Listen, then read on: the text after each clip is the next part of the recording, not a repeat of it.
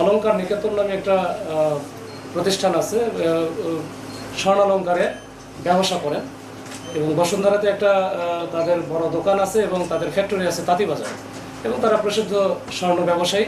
ইতিপূর্বে তাদের একটা গত জুলাই 24-এর শেষের দিকে তার দোকান থেকে কিন্তু প্রায় 7,500 ভরি স্বর্ণ চুরি হয়েছিল। এটার মামলা হয়েছিল তেজগাঁ থানায়।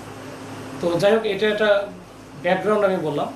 তো এইটার প্রেক্ষিতে এই যে গত কালকে 26শে মার্চ একটা সংঘবদ্ধ ডাকাত চক্র, যারা মোটামুটি একটা অপারেশন পরিচালনার জন্য পুলিশ বা আইন শৃঙ্খলা বাহিনী যে ধরনের প্রিপারেশন নিয়ে যায় সেই ধরনের ফুল প্রিপারেশন তাদের ছিল।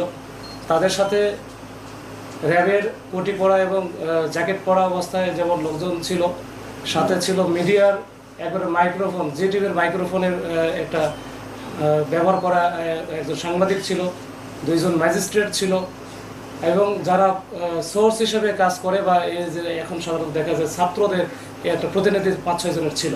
তার মানে ফুল একটা কম্বিনেশন ছিল যে অপারেশন টিমে।